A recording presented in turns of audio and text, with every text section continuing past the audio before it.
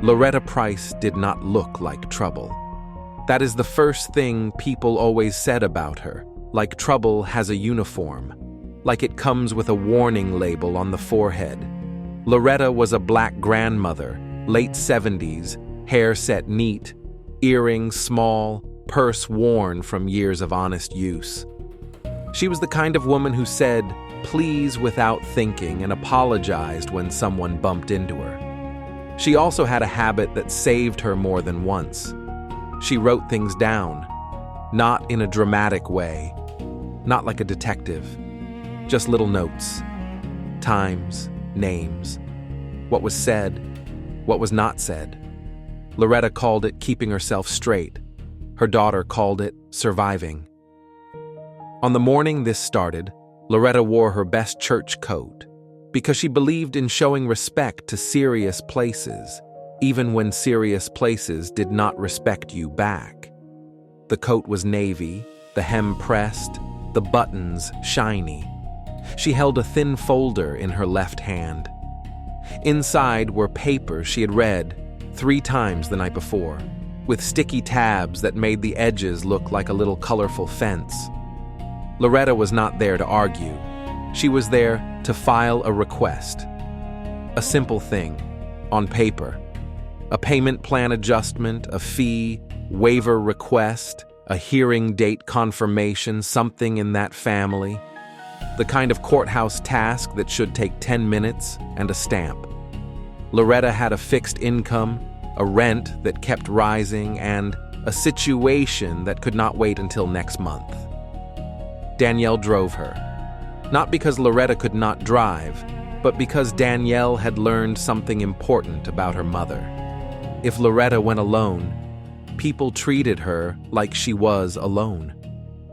Danielle parked 2 blocks away because the courthouse lot was full. They walked slowly through the morning air. Loretta's knees complained, but she did not mention it. She saved complaints for situations that mattered. The courthouse lobby smelled like the old paper and floor cleaner. A metal detector beeped at someone behind them. The security guard waved them through with the bored authority of a person who had seen every excuse and liked none of them. Loretta kept her gaze down and her hands visible. That was another habit. Be visible. Be quiet. Move like you belong. They reached the clerk's counter. Behind the glass were 2 computer screens and a court clerk with a tight bun and a face that looked permanently unimpressed. She did not smile. She did not greet. She made eye contact only long enough to decide how much patience she would spend. Loretta stepped up and spoke calmly. She explained why she was there. She slid the folder forward with both hands, slow and careful. She asked which form was needed and how to submit it. The clerk did not touch the folder. Instead, she looked at Danielle. Not at Loretta. At Danielle. Danielle noticed immediately. That subtle move where the person in power chooses who counts as the adult in the conversation. Danielle said her mother was the one filing and could answer questions. Loretta nodded and repeated her request. Her voice was polite, a little shaky because she did not like counters and glass and people waiting behind her, but still polite. The clerk sighed, loud enough for the line to hear. Then she said Loretta was missing something. Which thing was missing changed mid-sentence. First, it was a form. Then it was a proof of income. Then it was an ID requirement Loretta had already met at security. The clerk talked fast, like speed itself made her right. Loretta asked for clarification. Just once. She asked which specific document the clerk needed. The clerk's tone sharpened. She told Loretta not to interrupt. She told her to step back from the counter. She told her to stop arguing. Loretta blinked, surprised, like someone who had stepped into a room and found the rules had changed without notice. She did not raise her voice. She did not swear. She did not insult anyone. She simply tried to explain that she was not arguing. She was confused. The clerk leaned toward her microphone, the one that made her voice louder in the lobby, and said something that felt like a door slamming. "Ma'am, you are being non-compliant." Danielle felt the temperature in her chest change. That phrase was not normal clerk language. That phrase was a label. That phrase was paperwork. That phrase was what people say when they want security to have a reason. Loretta looked around, as if expecting someone to laugh and reveal it was a misunderstanding. Nobody laughed. People behind them stared with the quiet hunger of a public scene forming. Loretta tried to step closer again because she could not hear well through the glass and because her hearing aid sometimes lagged. Her hand lifted slightly, palm open, as if asking for a moment. The clerk recoiled dramatically, like Loretta had lunged. Then the clerk pressed a button under the counter. The deputy appeared within seconds. Not a court officer wandering by. A deputy who came like he had been summoned. White shirt, badge, duty belt, that whole courthouse authority costume that makes some people shrink on instinct. He positioned himself beside Loretta, close enough to crowd her space. Loretta froze. The deputy asked Loretta to step away from the counter. Loretta said she was trying to file a request and did not understand what she had done wrong. She looked up at him, eyes wide. She looked like a grandmother asking for directions, not a threat. The clerk spoke again, louder. She said Loretta was refusing instructions. She said Loretta was causing a disturbance. She said she was non-compliant. Danielle began to speak, but Loretta touched her arm, a small signal. Do not escalate. Do not give them anything.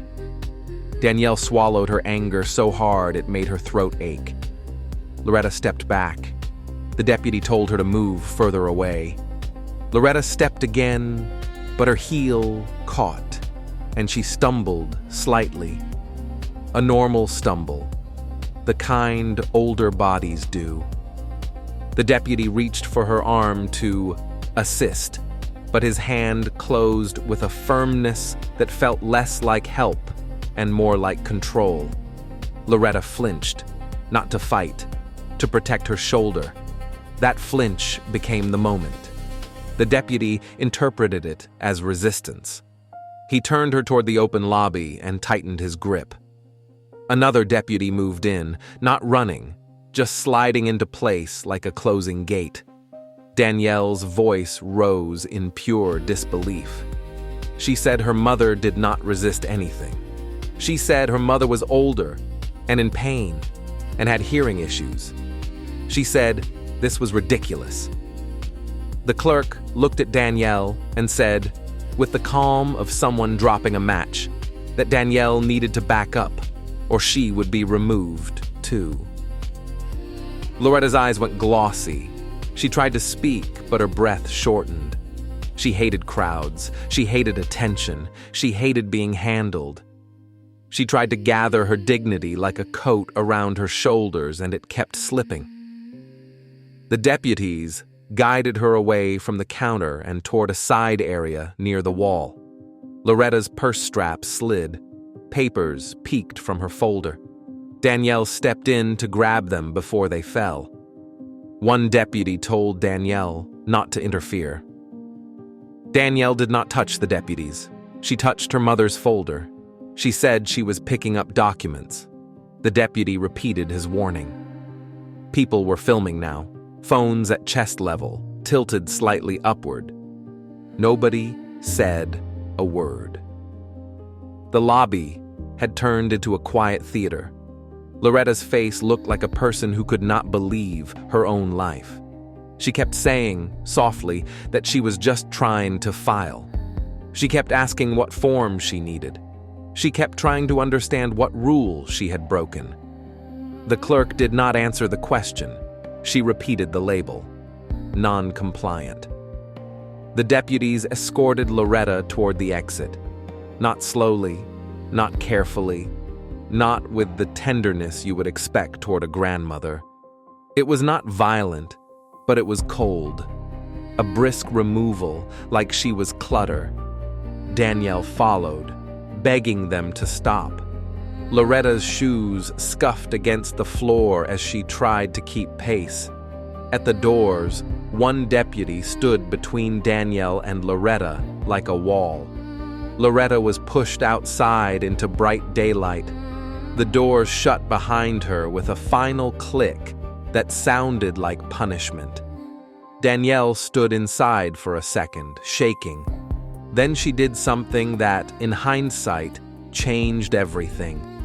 She looked up. Above the counter area, a small sign explained the courthouse lobby was under surveillance for safety. Cameras, audio, monitoring, policy. The kind of sign people ignore because they assume it is there to protect the building, not the people.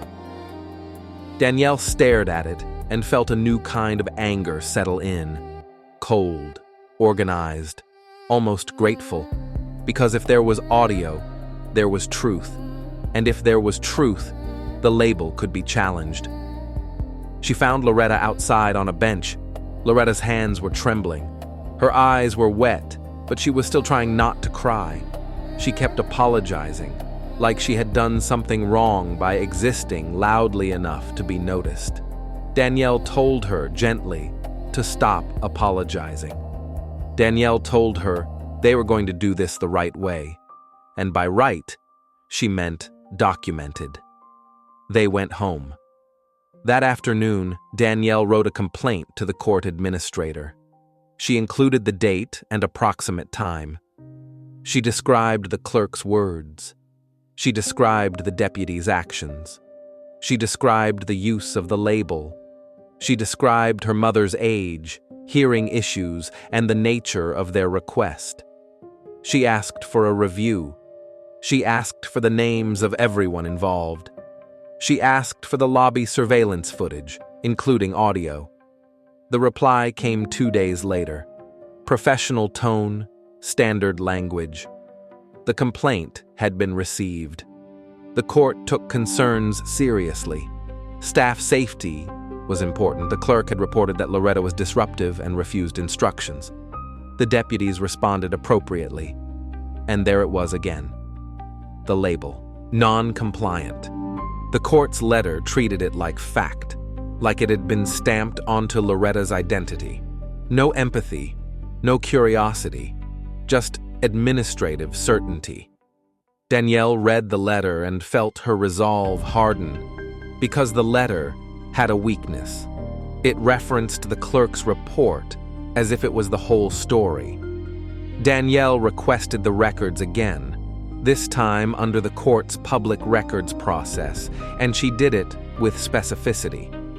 She asked for the clerk's written incident report. She asked for the deputy logs.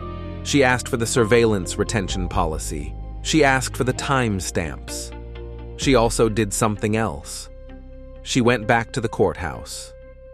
Not with her mother, not with emotion, with a plan.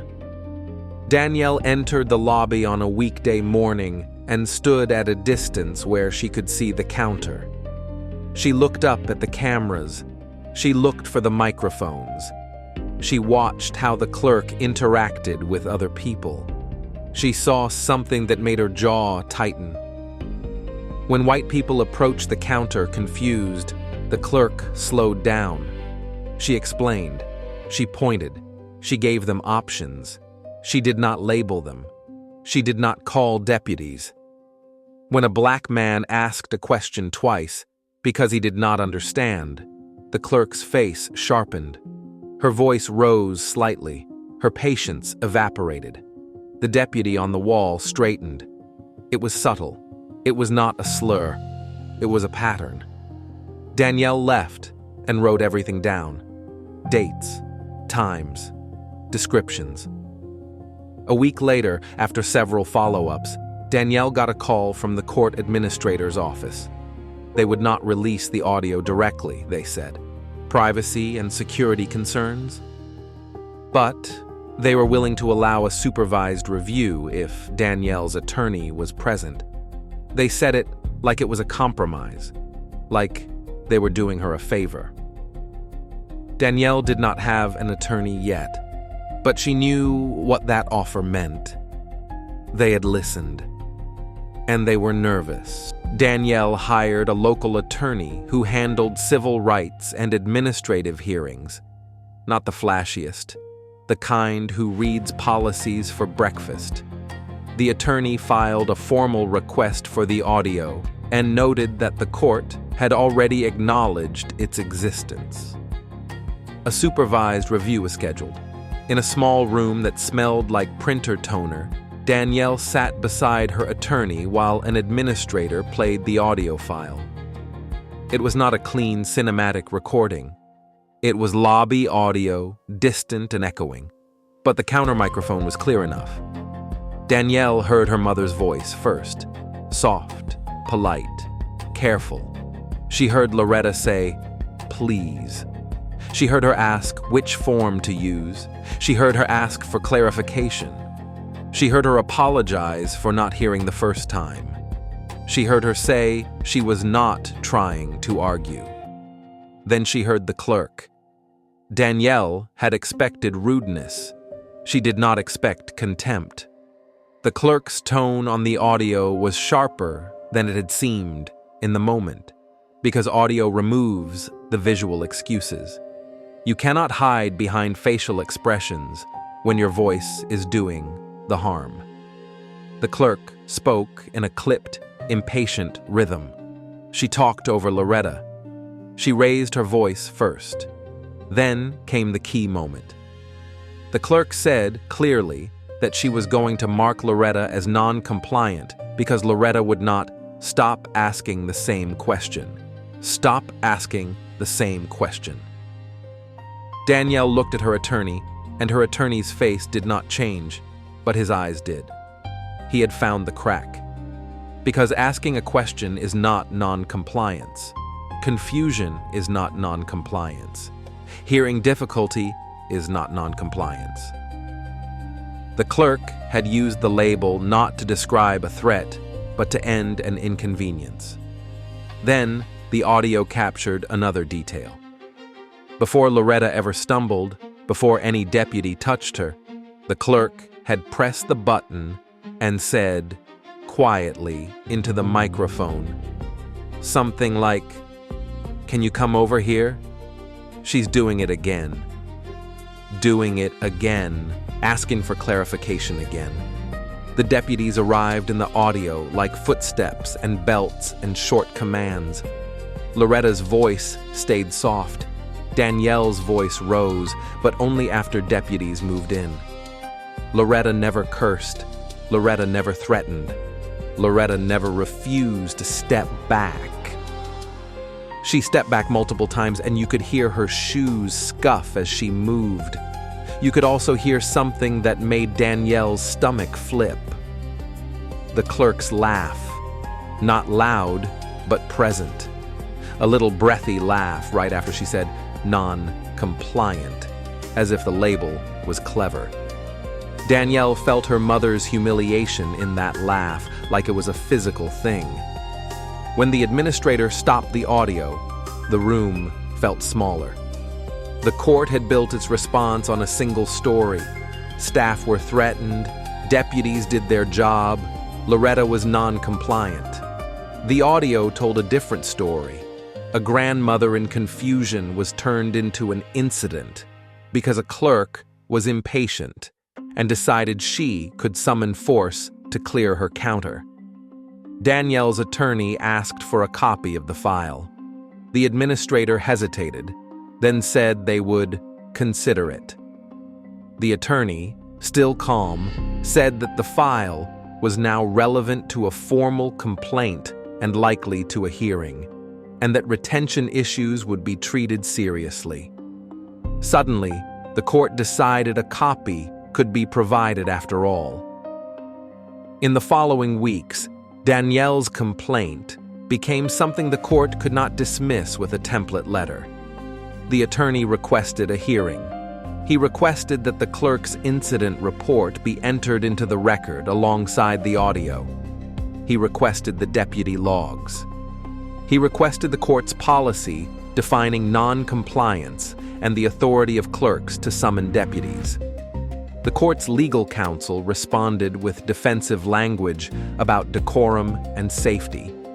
But the audio did not care about decorum. The audio cared about reality. When the clerk's written report was produced, it described Loretta as refusing to step back, refusing instructions, creating a disturbance, and requiring removal due to non-compliance. Danielle read it and felt her eyebrows rise, because now it was not just a rude clerk. It was a false report, not just exaggerated, flatly contradicted by the audio. Loretta stepped back. Loretta spoke calmly. The disturbance came after the label and the deputies. The report had been written like a justification, not a record. And that is how the case turned from humiliation into exposure. Because when you lie in writing and there is audio, the lie becomes the headline. The hearing was scheduled for a Friday morning. Danielle dressed her mother carefully. Loretta wanted to stay home, embarrassed, still shaken, but Danielle insisted they would walk in with dignity and leave with the truth on the table. Loretta wore the same navy coat. Danielle carried the folder. The attorney carried a laptop and a small speaker. In the hearing room, the clerk sat with a representative from court administration. The deputies were present too, stiff and quiet. Loretta sat beside Danielle, hands folded, eyes forward. She looked smaller than she was. The attorney began without drama. He laid out the timeline. He described what the court had claimed. He entered the clerk's report into the record. He asked the clerk a few questions. The clerk repeated the same phrases: non-compliant, disruptive, safety. Then the attorney played the audio. It filled the room with the sound of Loretta being polite and confused, and the sound of the clerk turning that confusion into an incident. You could feel, even without anyone speaking, the shift. The clerk's face tightened. The administrator's posture changed. One deputy stared at the table. The attorney paused the audio at key points and asked the clerk if she recognized her voice. She did. He asked if she had written the report. She had. He asked why the report claimed Loretta refused to step back when the audio captured Loretta stepping back multiple times. The clerk tried to explain. She tried to say it felt different in person. She tried to say Loretta's tone was escalating. The attorney asked the clerk to identify a threat in Loretta's words. The clerk could not. The attorney asked why asking the same question was treated as non-compliance. The clerk said it was disruptive. The attorney asked whether the clerk had offered accommodations for hearing difficulty before summoning deputies. The clerk said it was not her responsibility. The attorney let that answer hang in the air, because sometimes people reveal the problem when they think they are defending themselves. The hearing officer asked a few clarifying questions. The court's representative tried to pivot to general safety. The attorney redirected back to the evidence, the audio, the report, the contradiction. In the end, the hearing officer issued a finding that the clerk's labeling and escalation was not supported by the record. The court was instructed to remove the non-compliant designation from Loretta's file related to that incident and to revise counter-protocol regarding accessibility and escalation. Loretta did not look triumphant. She looked tired, but when they left the building, she stopped on the steps, turned to Danielle, and said something in a low voice that sounded like relief. So it really was them. Danielle nodded. It had been them. The following month, the court administrator's office sent a letter. It was full of formal language about improvements and training and commitment to respectful service. It did not admit wrongdoing, not directly. Institutions rarely do. But it did something that mattered. It confirmed the label would not follow Loretta again. Loretta went back once, weeks later, because paperwork does not stop just because your pride was bruised. She went with Danielle again, because Danielle would not leave her mother alone in a place that had proven what it could do. At the counter that day, a different clerk helped them. The clerk spoke slower. The clerk explained forms. The clerk did not sigh. The deputy on the wall did not move. Loretta filed her request. It took less than 10 minutes. When they walked out, Loretta exhaled like she had been holding her breath for weeks. What stayed with Danielle was not only the humiliation. It was the way the system had tried to create reality with a single word. Non-compliant. A word that sounds administrative, neutral, professional. But in that lobby, it was a weapon. It was a shortcut to force. It was a way to turn confusion into defiance, and defiance into removal. The difference this time was that the courthouse had audio. The counter had recorded the truth. The clerk's voice had betrayed the motive. And for once, the paper story could not bully the real story into silence. Loretta did not win by yelling. She won by being the same quiet woman she had always been, and by having a daughter who knew that truth is often hidden in the smallest, most boring places. A timestamp, a microphone, a counter,